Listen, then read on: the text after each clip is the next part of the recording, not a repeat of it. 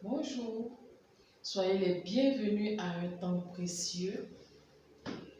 Je voudrais remercier toutes les personnes qui ont vu ma vidéo, toutes les personnes qui ont laissé un gentil commentaire et merci aussi à toutes les personnes qui se sont abonnées. Que le Seigneur vous bénisse, que le Seigneur vous fasse du bien. Aujourd'hui, je viens avec cette vidéo qui va parler de mon témoignage personnel, de ma marche avec le Seigneur.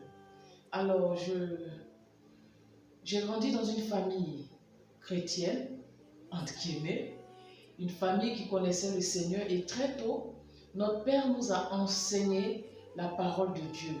Notre Père nous a enseigné à servir le Seigneur et alors nous étions toujours dans cette atmosphère de prière, d'étude de la parole et nous avons grandi comme ça. J'ai grandi, je suis d'une assez grande famille quand même et j'ai grandi jusqu'à un certain âge d'adolescente où je servais le Seigneur, mais réellement, le Seigneur n'avait pas réellement pris tout le contrôle de ma vie. J'étais auprès de mes parents jusqu'à ce que j'aie le baccalauréat et là, j'ai dû me séparer de ma famille et aller vivre à la capitale. Et là, j'ai connu une autre facette de ma vie parce que j'étais entourée de jeunes gens de mon âge qui ne connaissaient pas forcément le Seigneur et mes désirs se poussaient vers leur façon de vivre parce que je me sentais comme différente d'eux.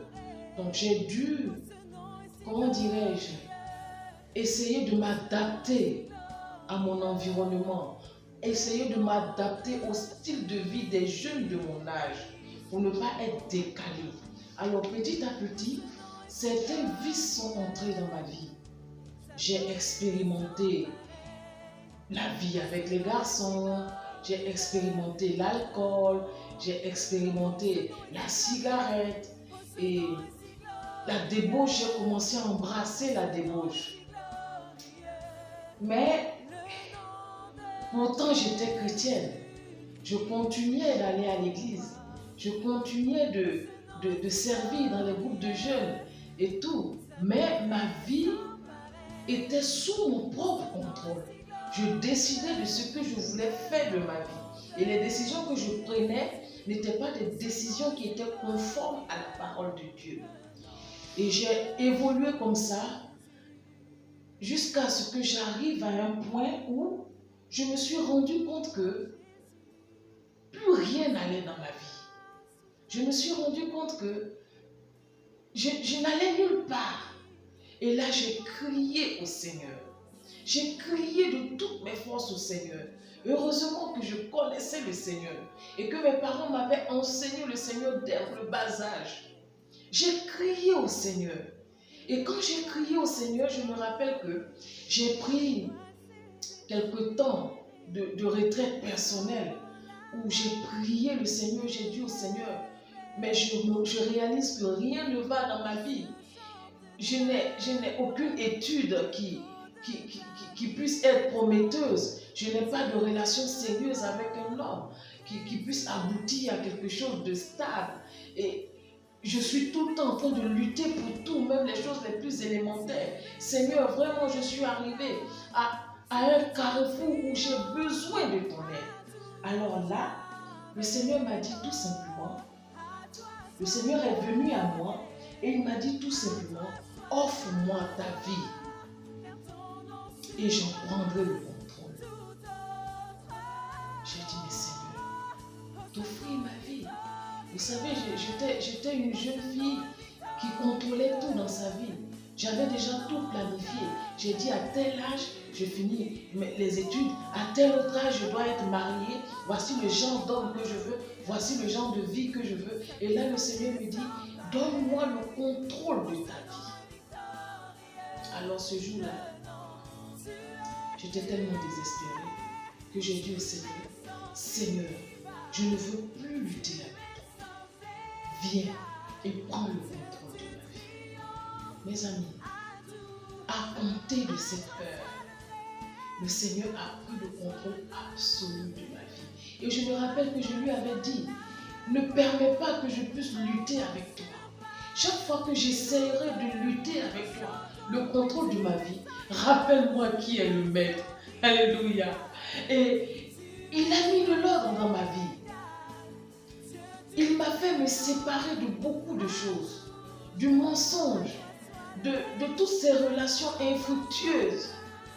Le Seigneur a mis de l'ordre dans ma vie. Il a mis de l'ordre dans mes études. Et tout a été tellement simple après cela. Il y avait des diplômes que je cherchais depuis des années.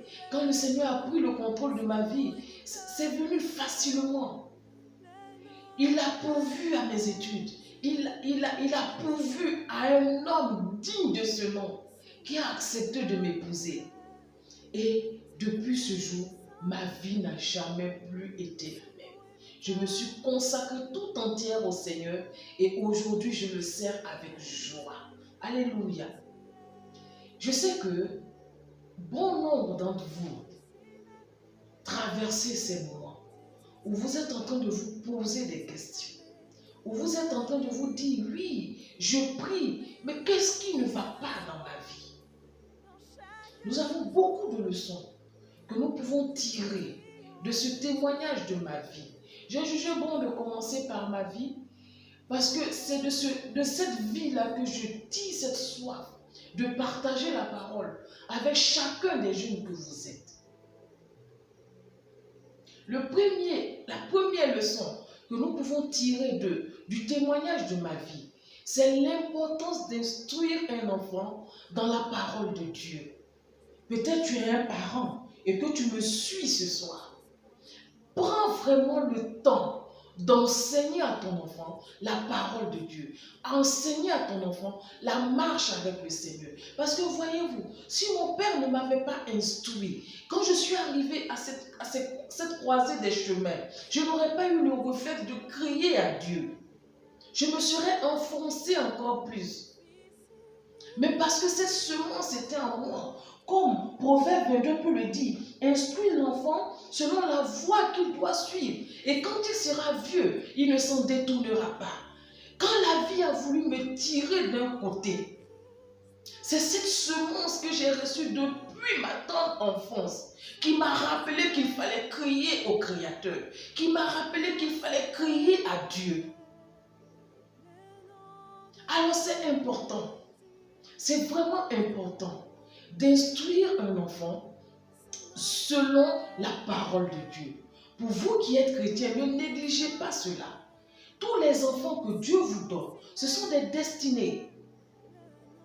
Instruisez-les. Prenez le temps d'instruire vos enfants, de méditer la parole de Dieu avec eux, de prier avec eux, de leur apprendre à avoir une relation personnelle avec le Seigneur. C'est la première leçon que nous pouvons tirer de ce témoignage, de mon témoignage. La deuxième leçon, c'est quand tu es un enfant de Dieu, quand tu dis que je marche avec Dieu, ça veut dire que tu as déjà décidé d'être différent. Beaucoup de jeunes veulent avoir Christ et avoir aussi la mode. Ils veulent avoir Christ et avoir aussi le monde. Ce n'est pas possible. Parce que quand tu dis chrétien, quand tu te dis chrétien, ça veut dire que tu as décidé de sortir du monde. Tu as décidé de te séparer. C'est pourquoi Romains 12, versets 1 et 2 nous dit, je lis la parole de Dieu. Romains chapitre 12, versets 1 à 2. Tu peux ouvrir ta Bible avec moi. Je lis la parole de Dieu.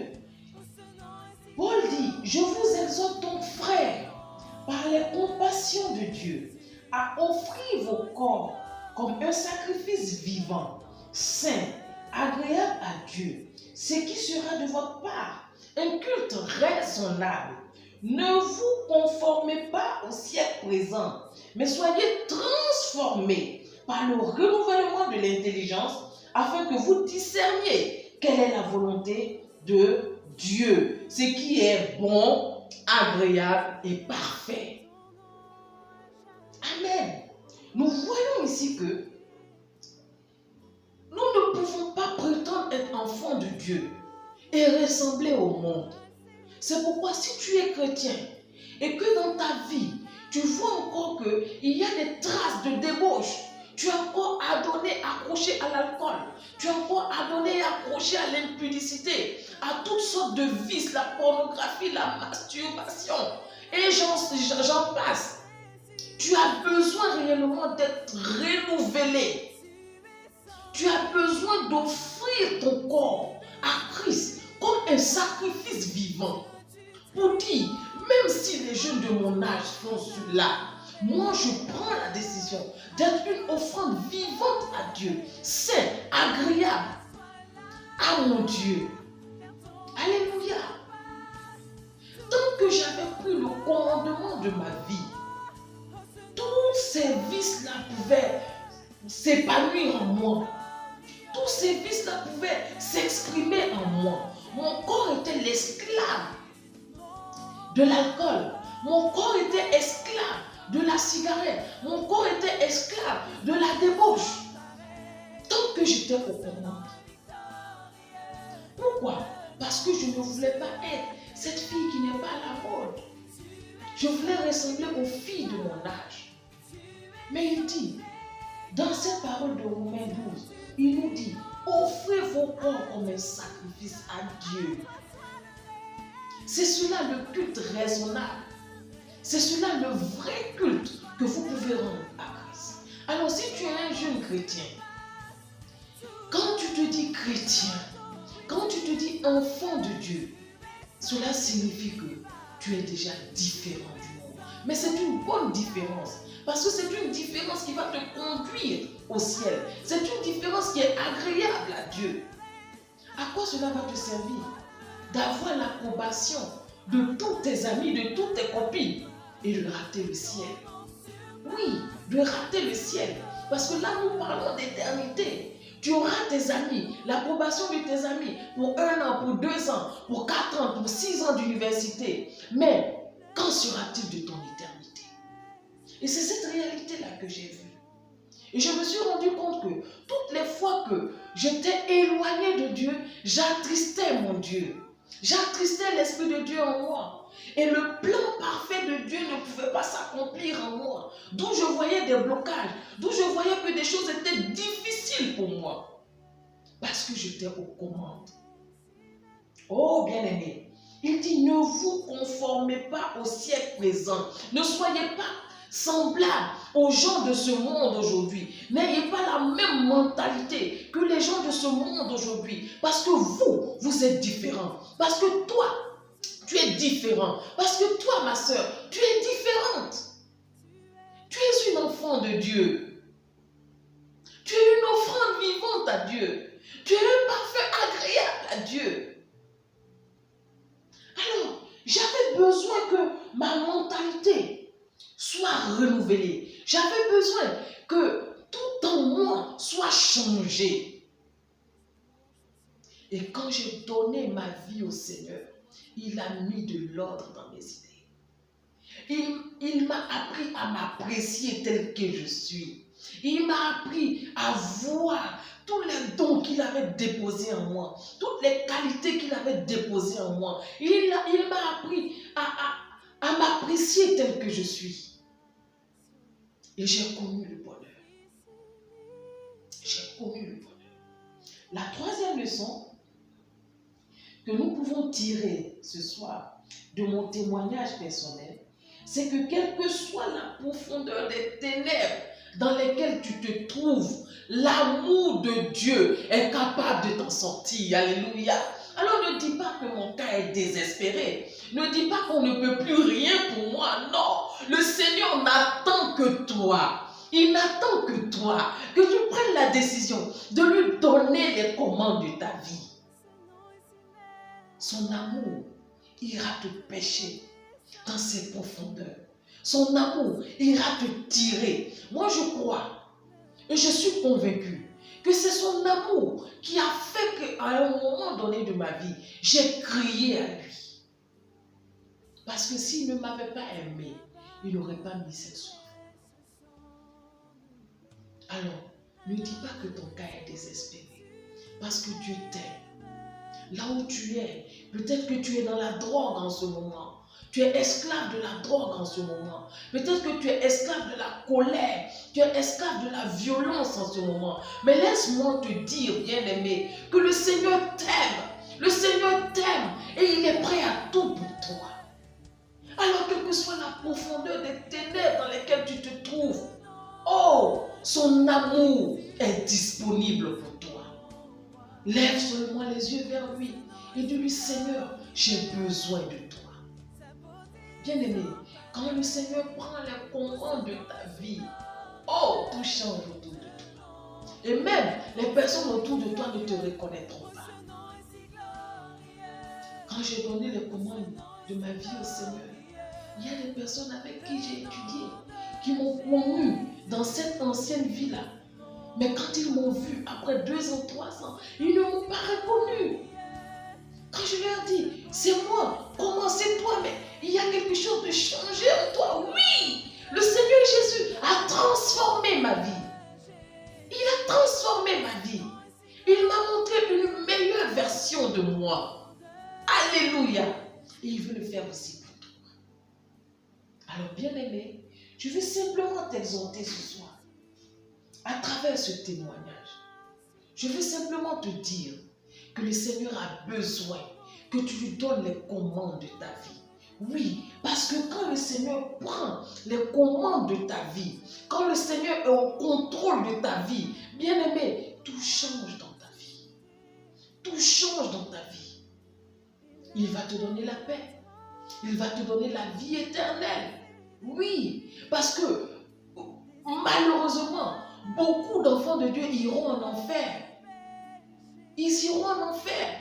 Parce qu'on se dit chrétien, on n'a qu'une étiquette de chrétien, mais notre vie n'est pas une vie d'enfant de Dieu. Alors, quand tu donnes le contrôle de ta vie au Seigneur, que tu l'acceptes, non seulement comme ton sauveur, mais aussi comme ton Seigneur, le Seigneur de ta vie, qui est au contrôle de ta vie, il te mènera au bon port. Il te donnera la joie. Il te donnera la paix que tu recherches tant. Il comblera ton corps, ton cœur de bonheur. Et tu verras, il te mènera tout droit à ta destinée. Parce que le Seigneur seul sait ce qui est bon. Alors ce soir, si tu as été touché par cette parole, tu as été touché par le témoignage de ma vie, je voudrais vraiment que tu baisses la tête et que tu prennes une décision. Ce n'est pas une affaire de demain. Beaucoup de jeunes gens sont en train de dire, je suis encore trop jeune pour marcher de façon sincère avec le Seigneur. Je vais attendre quand je serai vieux. Non, bien-aimé, tu ne sais pas quand tu vas mourir. Tu ne sais pas quand est-ce que le Seigneur Jésus reviendra. Tu ne sais pas ce que le Seigneur veut faire demain avec toi. Oh, aujourd'hui quand je regarde mon passé, je dis, oh mon Dieu, j'ai perdu tellement de temps derrière des futilités. C'est aujourd'hui. Bien aimé, c'est maintenant qu'il te faut prendre cette décision. De laisser le Seigneur au courant. Totalement au courant de ta vie. Et tu verras. Alors baisse ta tête. Et nous allons prier. Tendre Dieu, ô Éternel, je te prie pour ce jeune homme. Je te prie pour cette jeune fille.